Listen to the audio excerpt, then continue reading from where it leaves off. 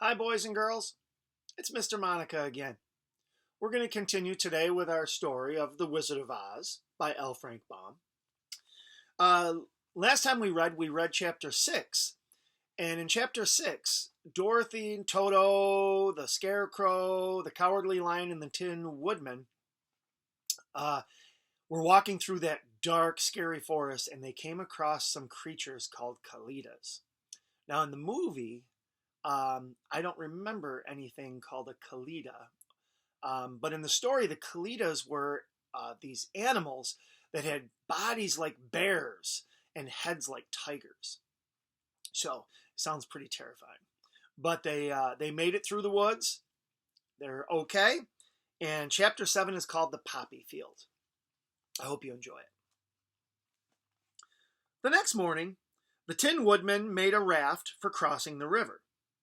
They boarded their craft and used poles to push it across the river. Everything was fine until they got to the fast-moving center. "The water is too deep," exclaimed the surprised Scarecrow when his pole could no longer even reach the bottom.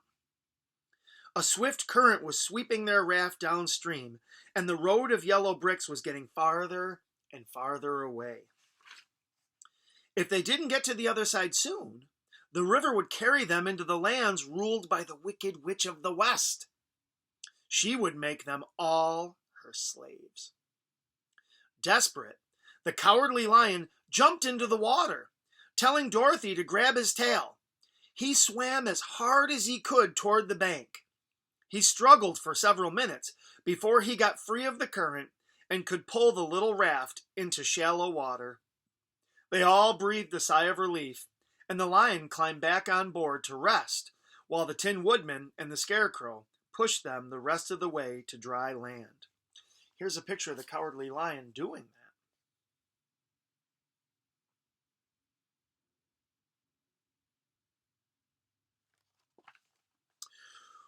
Once ashore, they began to trek back upstream to find the road of yellow bricks. The land was beautiful on this side of the river, and Dorothy ate juicy, delicious fruit from the trees along the way. They walked along, listening to the singing of brightly colored birds and enjoying the lovely flowers that were everywhere. Big clusters of flowers, bright yellow and white and blue and purple, dazzled Dorothy's eyes. Presently, they came upon a large field of red poppies.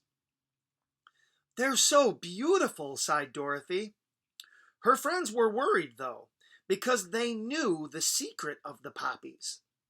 The flowers had a perfume so strong it made anyone who breathed it fall into a deep sleep that would last forever unless the sleeper was carried a safe distance away.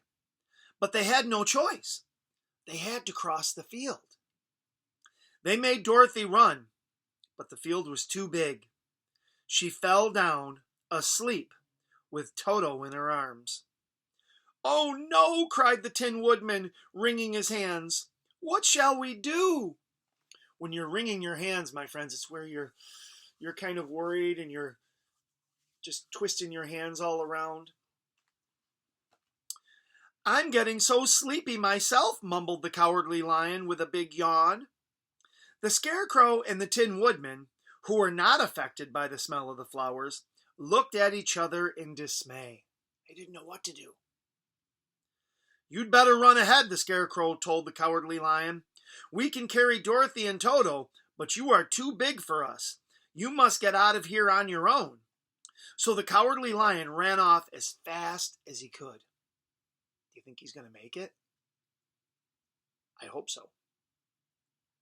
Meanwhile, the Scarecrow and the Tin Woodman made a chair with their arms. They picked up Dorothy and Toto and slowly carried them out of the field. Near the field's edge, they found the Cowardly Lion fast asleep. He was only a few feet from safety. His two friends were very sad to see him there. Here's a picture of the Tin Woodman and the Scarecrow carrying Dorothy.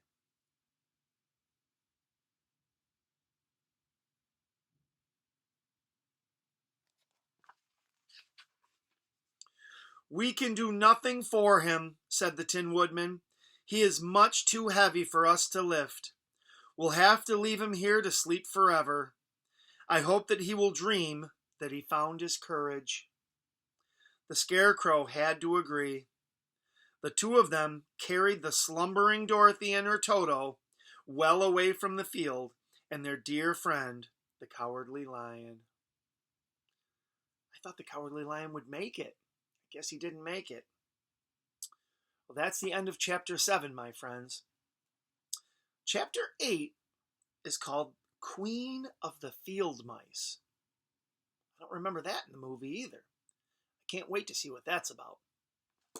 Well, my friends, I hope you enjoyed chapter 7 of The Wizard of Oz today by L. Frank Baum. It was great reading to you, and I'll see you soon. Bye-bye.